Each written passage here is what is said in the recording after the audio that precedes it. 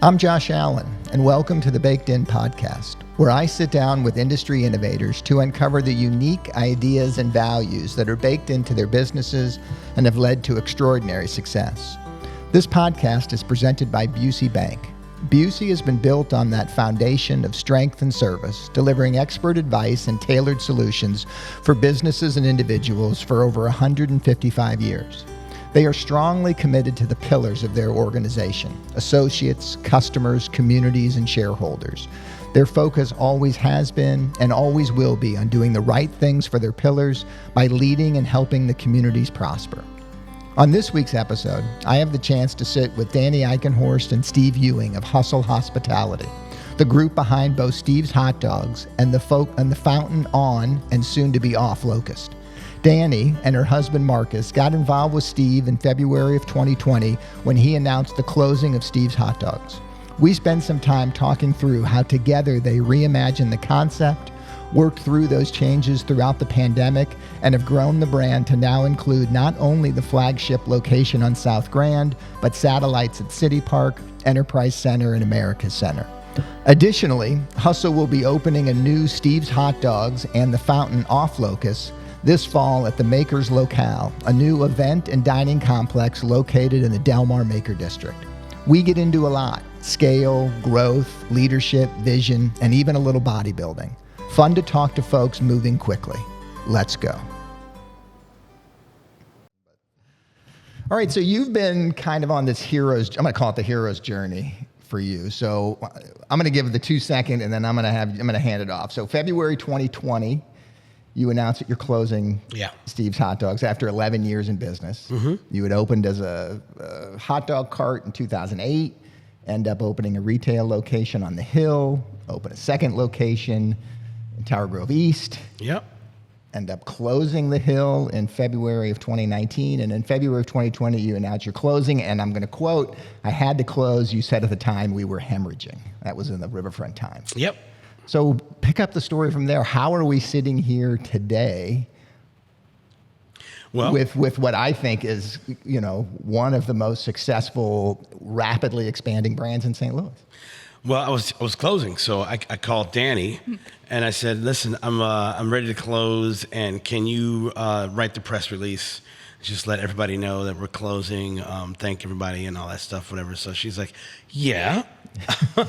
She's like, "Yeah, I'll write the press release, but let's see what happens at with the response. Let's see what happens after a week and see how you feel about it." So you gave like a week's notice, right, with the announcement? So I wanted to just let everybody know, we're closing. You can come back in here and say hi and get some food, and we'll kind of semi-celebrate and all that kind of stuff, So, and I'd let the staff know and everybody. So when we did the press release after a week of incredible sales, basically everybody who had ever been to Steve's Hot Dogs came there.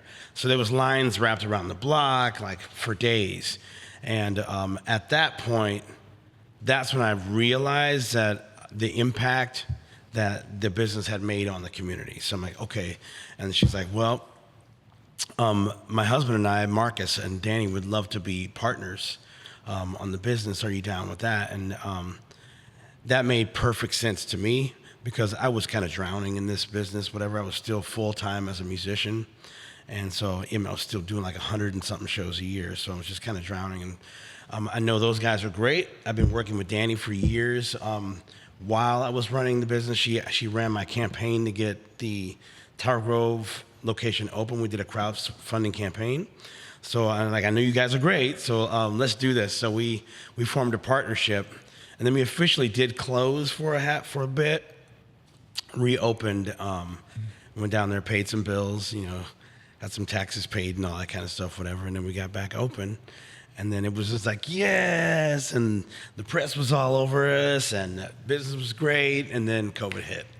Right after that. So Danni, what did you see? Yeah, I when I worked with him previously, it was just really evident to me. I'd had a small agency. We had, I think at the time that I worked with him, at least 25 clients. And his was the only one where I could move mountains, and people rallied around anything I would post or do with him. And I said, you've got something really special. I don't know anybody else that has sort of this community bond around their business like you do. I think that if we can look at the business and make sure it's sound, I think we can save this, and I knew, I think there was a little bit of conversation really early on, right as I was writing the press release. I was like, yes, I can help you, but could we just save it?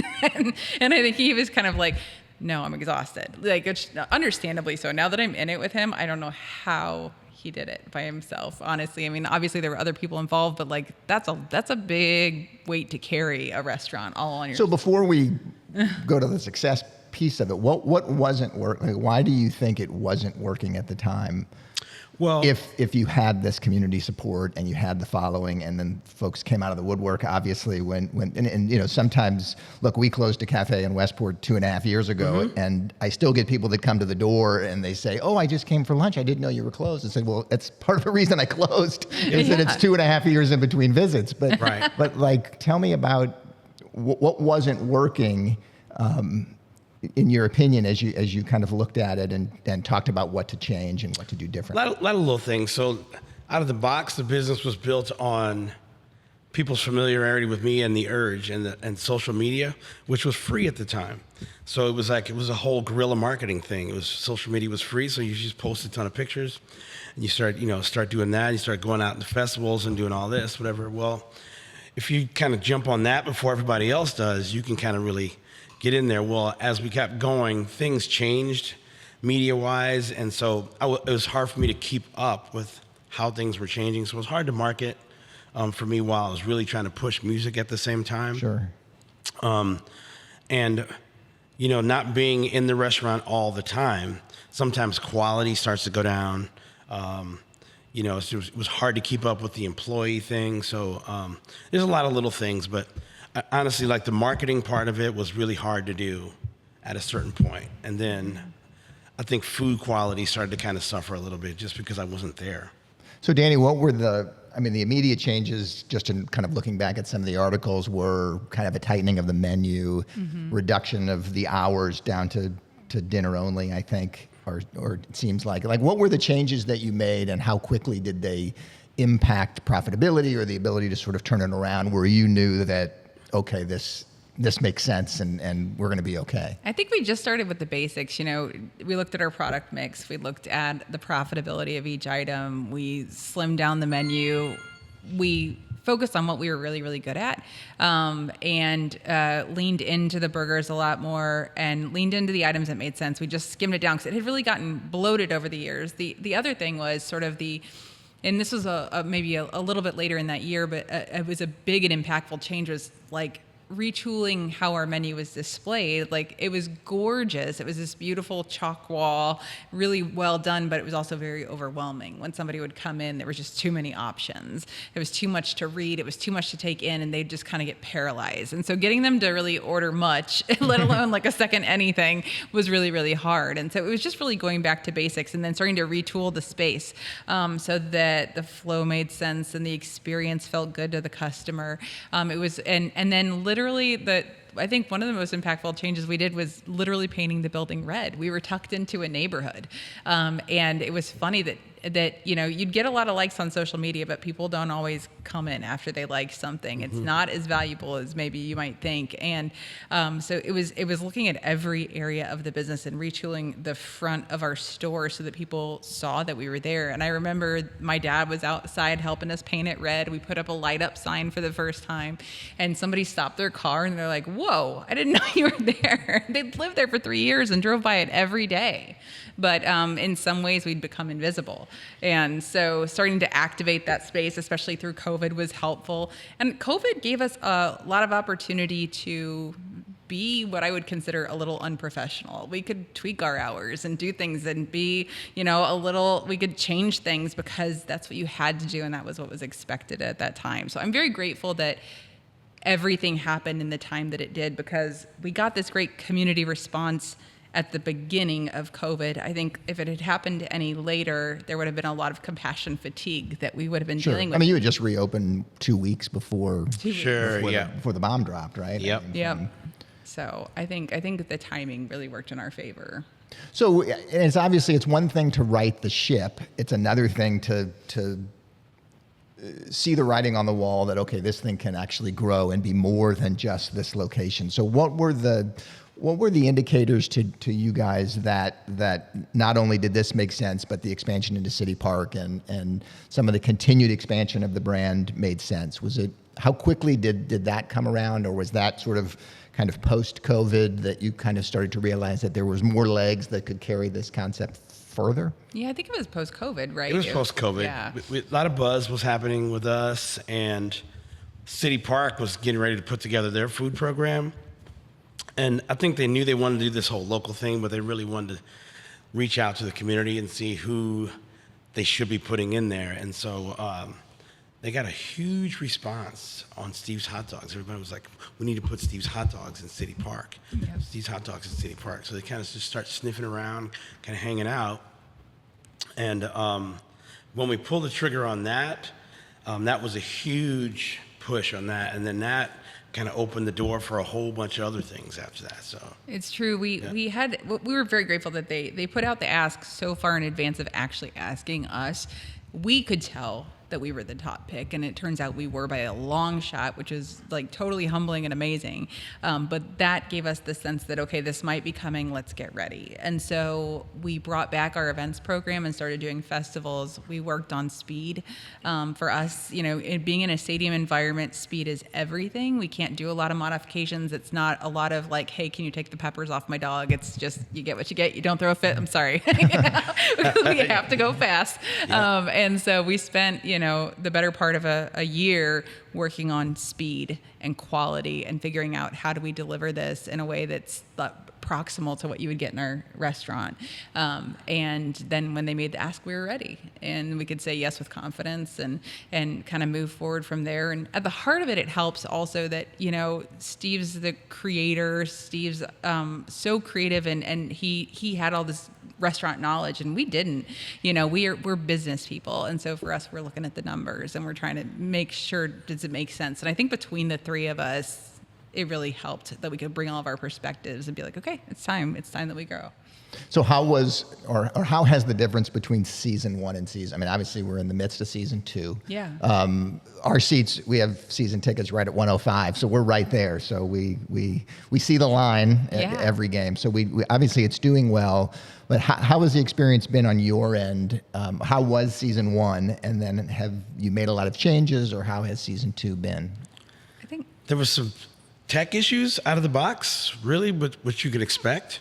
But our sales were amazing. The response was unbelievable. More than you expected? More than I expected. I thought we'd do pretty well, but I mean, it was just overwhelming. It was like I couldn't believe it. It was pretty awesome. It was like 50% more than what we put in our budget for it. Like, it was amazing. We really didn't expect that, and that's what's fueling our growth. Is I don't know if everybody understands how fortunate we were to be extended that opportunity and how well they treat all of us at the stadium. It's crazy, and I think we are constantly counting our blessings because then the Delmar opportunity was presented to us later, and the stadium is funding Delmar, and the stadium is funding everything at the moment. All these. Well, and I think that's a question that a lot of people have going into that environment. Is one thing. I mean, it's 19 games a season, or maybe a couple more with the playoffs. But is it going to resonate outside? Is it going to carry? Is it going to bring people to my brick and mortar location? Is it going to open up new opportunities? And so it sounds like a resounding yes from your perspective. Yeah. And it also opened the door with Levy Foods to do the hockey stadium, the hockey arena as well, Enterprise, and some other things that are coming. And you're in the convention center with the Battle Hawks. Yep, we're at Battle Hawks. Yep. So how do those? Can you compare and contrast those environments, those experiences, the city versus Enterprise versus America Center? I think city for us is just 17 to 20, like really hard hitting, fast-paced games.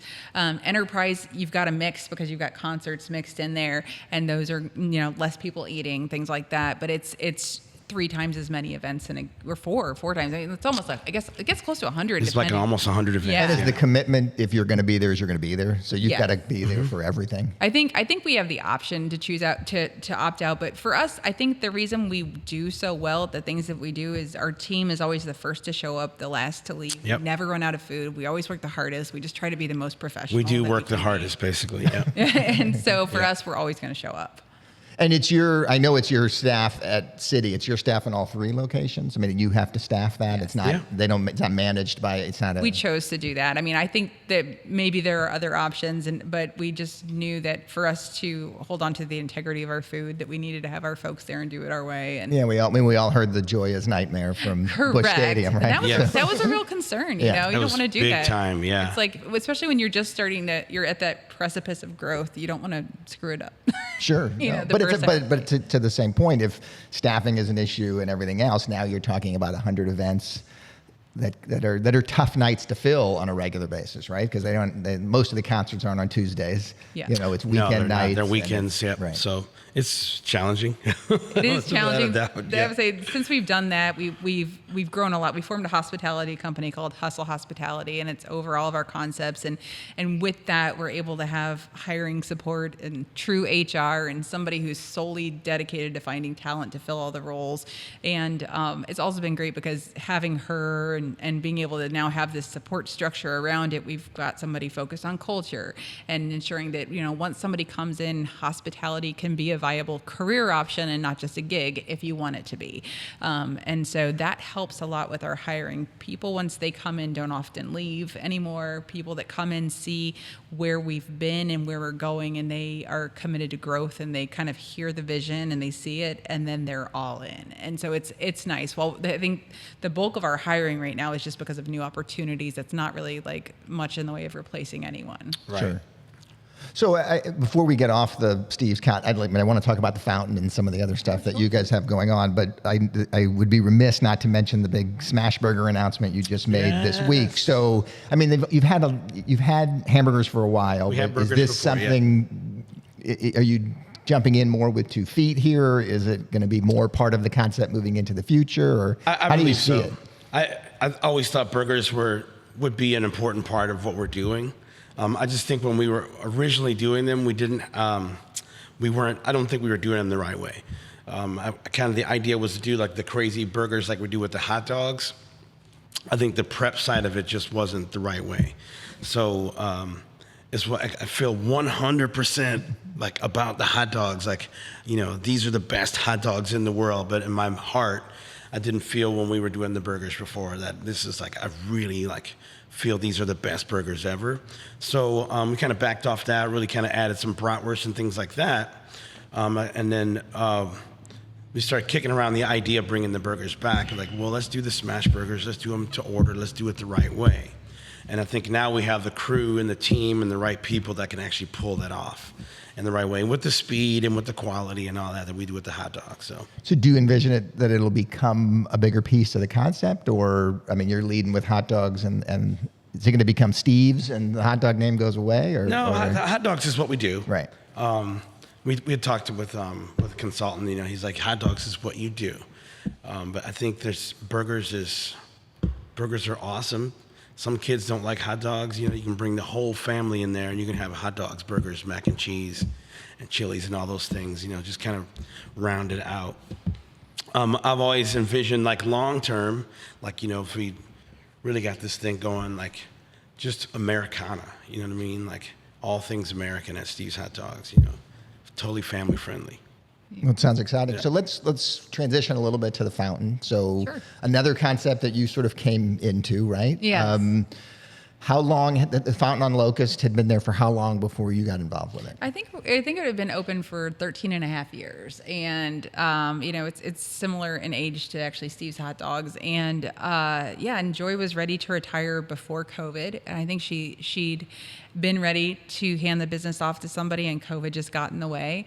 And then during the course of COVID, she was able to see what we did. And she was like, gosh, like, I really love the way you guys are so community oriented. I feel like you love St. Louis in the way that I love St. Louis. You clearly now have restaurant chops and know how to do the thing. Would you be open to being my successor? And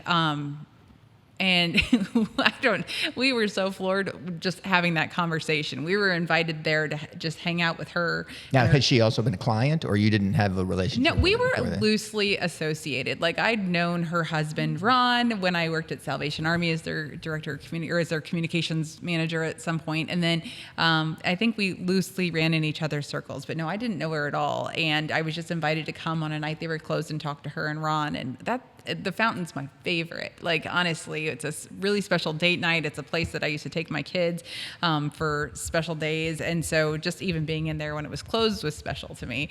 And so I wasn't going to turn that down. And I really didn't know what she wanted to talk about. And but I was open to it. So we went there, and then she kind of proposed that, and I was just like, oh gosh, like, this is such an institution, and we are just a family, like it was a big financial commitment, but it was also just, can we pull it off without hurting this really special place? That's, the Fountain's the number 2 place on TripAdvisor, the number 2 restaurant in St. Louis. It's one of the top tourist destinations. It's St. Louis's most photographed restaurant. It's got all these amazing accolades, and I just didn't know if we were ready or not. I was still a COO for this other company. It was a sort of a spinoff of Keller Williams International, and I was running multiple businesses for them, and Steve's was just something I would do in the evening and on the weekends. And so my life... Because we all need that evening and weekend restaurant hobby, right? Gig on the weekend. Right? Right. I gotta say, I'm pretty impressed with what we pulled off on the evenings and weekends. Yeah. But yeah, and so yeah, we took some time and we thought about it, because I just was like, I just don't want to do anything to hurt it. And so then we came up with the plan that my husband would leave his job and he would do the Fountain, and I would evenings and weekends because I really loved my job. And then we came in, and when we finally took over management and we're in that process of purchasing it, it was just very evident that we needed to be there full time. And so very quickly, within a couple of days, I turned in my notice and started working out a contract to leave my job, because COVID had just really decimated the culture there. The Fountain had been closed for a really long time during COVID. They'd had these decade-long employees that were incredible, and they were all laid off, and some moved away and went into different industries and all of this sort of stuff. And so when I came in, it was very much sort of wartime hires, and there was no cohesive culture because of that. And it still wasn't open the same number of days that it had been prior to COVID. It still had a really long journey of recovery. And I just felt like these people need somebody to come in here and love on them and take care of them right now. And so that needs to be what I do. And so we left, and it was a really crazy time period. Like, we didn't have furniture. We were working on the floor. We were working 24 hours a day, didn't know where the recipes were, kind of a thing. Like, it was a lot for a long time. But we did it. Like, now we've got, those people all came back. People that, had left prior to COVID have come back. We've got those decade-long employees back. People that were really strong leaders rose up into leadership, and maybe they were just, in other capacities. It's been a really cool journey over the last couple of years to watch it come back, and it's thriving. It's better than ever as far as I'm concerned, and it's really nice that we still have the support of Joy. She's still very active with us. She comes in and she tells me what she thinks when we're doing different things. When we look to expand it to Delmar, I sought her counsel. She's been such a support the entire way, and I really was intimidated stepping into this business because it was her vision, and she's such an artist, and I'm such a business person. And I was just like, I don't know. But that seems to be, that's sort of that's your magic, right? That's your secret sauce, is the ability to sort of support these folks. It was obviously Steve's vision, the hot dogs, and you don't present or try to get in the way of that, and at the same time make the back of the house run and make the concept work. So what is it about the Fountain that you think is expandable and scalable? Like, as you look at that concept, Obviously, it's on Locust. It's downtown. It's a unique space. So how do you take that to Delmar and to other areas? Well, it'll be interesting because this is an experiment, sort of as we expand this. But I think that the best model for restaurants for us and for the way we operate is fast casual. Yeah. I think that it's simple. I think you can do a lot to make somebody's experience really special, and it can still be sort of fast casual. So if you see what we're doing on Delmar, it's almost the fast casual version of the fountain. You're still going to have the vibes, and you can hang out. It's going to be Art Deco floor to ceiling. We're going to have the music. We're going to have the radio stories.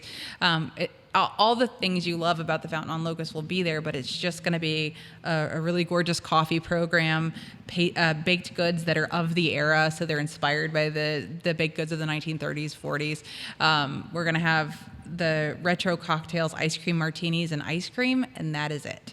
And so it'll be especially in the complex that we're bringing it to, it's going to be the dessert option there. You'll have Steve's hot dogs for your food. You'll have that for dessert. You're going to have Alpha Brewing for spirits and cocktails. And then if you want a full meal, Nixta will be there eventually as well. But I think it's going to bring a lot to that location, and then we'll see. And this is next door to Third Degree Glass Factory? Yes. Okay. Yep. Well, two doors down. Yeah. Yeah. So what's the timing on Delmar? And I know I know it's a moving target. Yeah. We are really hoping for June 26th to be opening both of them. Okay. And the idea is to open both concurrently? Mm-hmm. At the same time, yeah. We really wanted to have everything open at the same time, but I think we'll get at least the two of us open along with the distillery. Mm-hmm. So how do you guys cross-pollinate within within Hustle Hospitality? I mean, are you involved in, Steve, are you involved in the fountain? And I mean, obviously, do employees kind of cross or go back and forth, or you give opportunities for growth within the organization across concepts? Or how do you guys view that, or do you manage them? Because some folks obviously manage multiple concepts separately, and other folks, make them different. I'm just curious how you guys approach that. Well, I think, Steve's very much involved. He's at the office all the time, but he's not so much hands-on involved with the fountain per se. But what we've found is that the cultures are very different. They're very different teams, very different people. And so we haven't been able to cross-pollinate as much as we'd like staff-wise, but the events have created unique opportunities where, if you're looking for a few extra hours and you're a really reliable and awesome person that we want to, pour into, we can give you some shifts over at the stadium at Steve's. That works. So we're able to sort of bring people from the fountain over there if they need some extra hours or just want something fun, because honestly, all of the stadium things are super fun. Yeah. It's fast-paced. It's fun. It's like, yes. Fun for a special kind of person. Yeah. Yeah, you're right. Yeah. High energy. So in that way we are. This summer, we're actually going to be doing, Steve's has done for the last 2 summers the residency out at Shakespeare in the Park, Forest Park, being the food concept.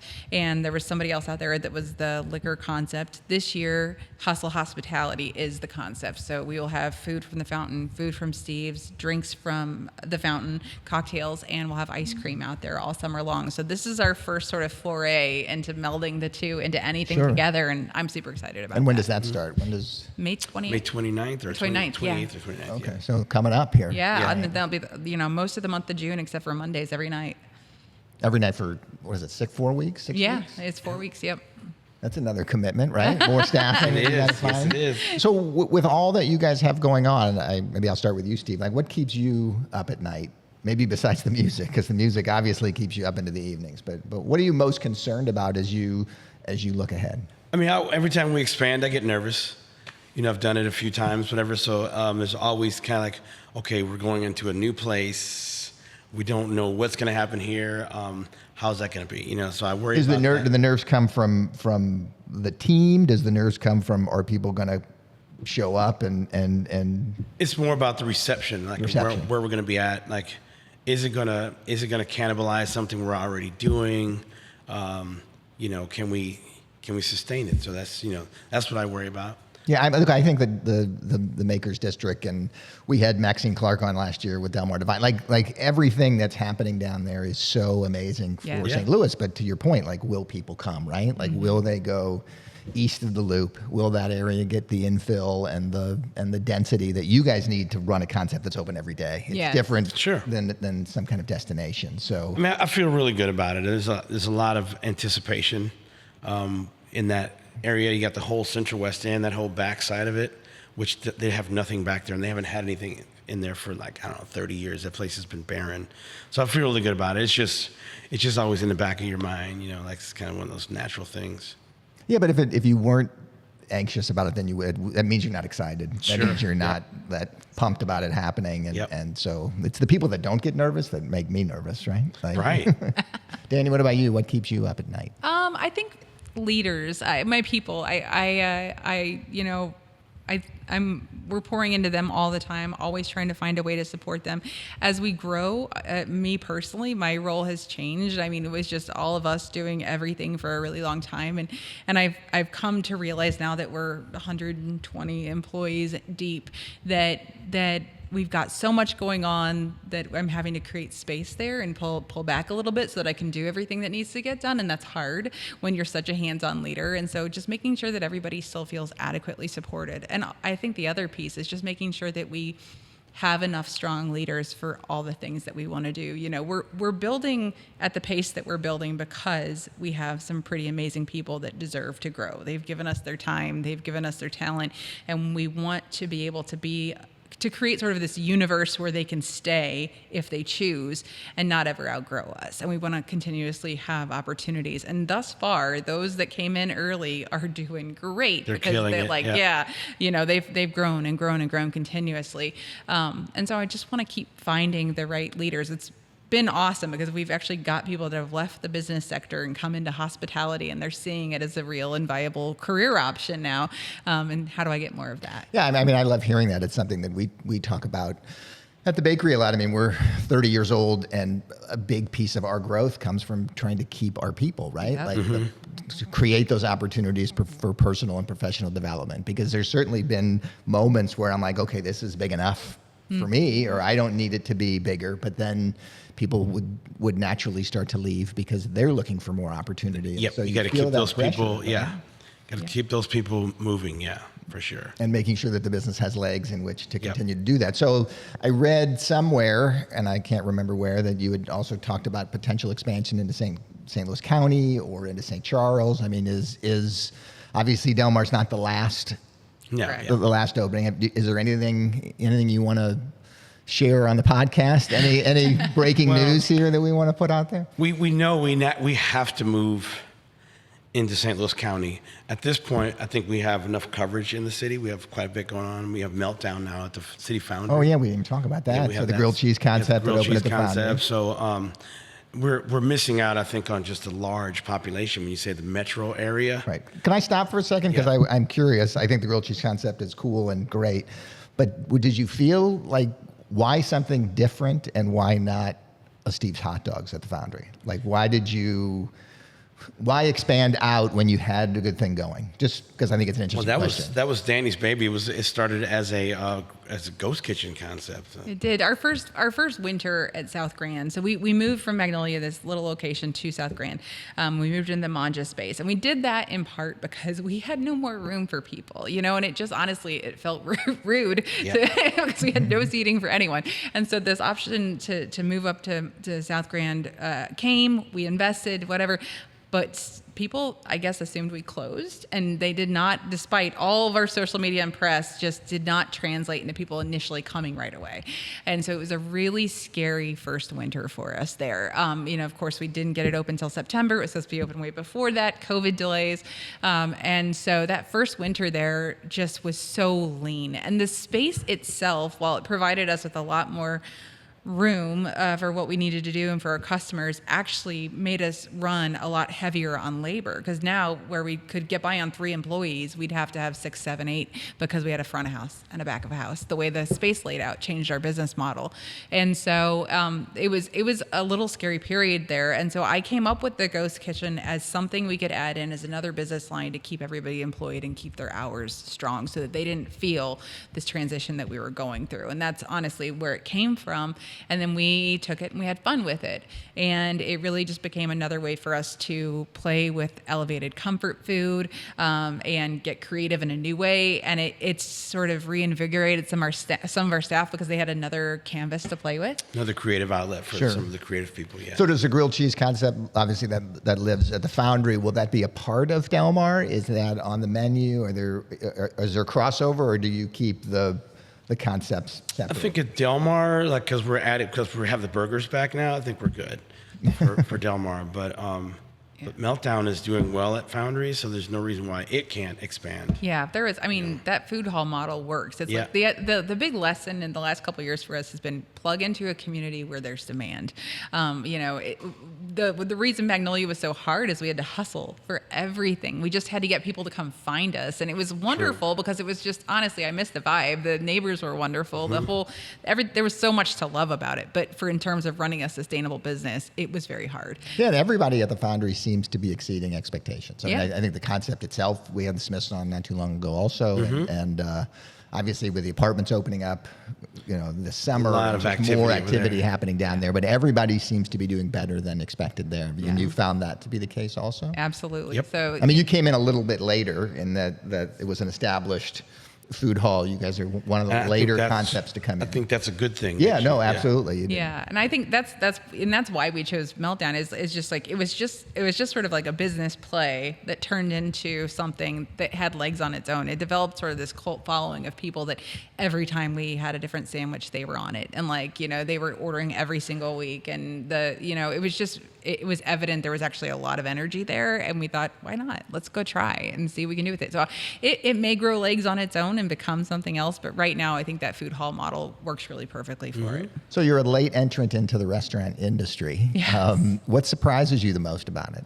I guess the biggest transition was just sort of the turnover of people and sort of all of the things that come with the hospitality industry, especially coming in during COVID. It was like figuring that piece out. But I love everything about it. I've realized that through our businesses, we can do a lot of good in the community. And I guess that was the part that really surprised me, is how much power you have in the community as a business owner to move mountains when there's problems in the community, and how much power you have to move things forward in a really positive way. And so through our businesses, we're involved in every neighborhood we're in. I helped found the Midtown Alley Business Alliance. We have membership on the board of South Grand, the Cultural Alliance. I just helped craft the liquor license bill that just passed here in the city of St. Louis with the older people and the mayor, and so there's a lot you can do to better the community in this capacity, and that's been really fulfilling for me. In this moment, I don't have the time, but when it slows back down, I was giving about a day a week just to that, and that's what really fulfills me. Yeah, I think I read an interesting post from you the other day on LinkedIn where you talked about focusing in on my businesses, and I'm done with the meeting for the sake of meeting, and it was really interesting. Yeah. I mean, I think as another small business owner who feels pulled in a million directions, and then family and everything else, it was really nice to hear you say that. Like I can't just get together for coffee for the sake of networking. Yeah. Like how do you focus in on and make sure that you're giving 100% to the things that you need to give 100% to? Because there is this sense, and maybe it's LinkedIn or social media, that sort of always feels like you've got another 30 minutes or 45 minutes available throughout the day, and you can get together and network and have coffee or mentor or do all these things, and it doesn't always exist. And there is this pressure, though, to make it seem like that it does exist. It does, yeah, and people get their feelings hurt, and it's hard to do it gently, to say no gently, and I think that's something I'm continuing to work on. But I think when you've got so many people that their livelihood depends on you and they want to grow with you, and you're sort of the person that's the bottleneck if you don't focus, you've got to focus and you've got to prioritize, and I hope that everybody understands that. And for me, the priorities are family and team and my community, and so that's where I'm putting my time right now. That's great. It's great to hear that. And I've certainly felt that pressure, like with doing the podcast, right? Like, because I'm not baking bread right now, but at the same time, I think I'm trying to add value to the community. I'm trying to help people amplify their stories, you know, and I get to have 45 minutes with you guys that obviously you wouldn't take otherwise now. So it's great great to do that. So you're still, Steve, before we wrap this up, you're still a performing musician. How many shows a year are you doing? Well, it changes year to year, but after COVID, there was just a massive demand for music, so we went back into 100+ shows a year, and I've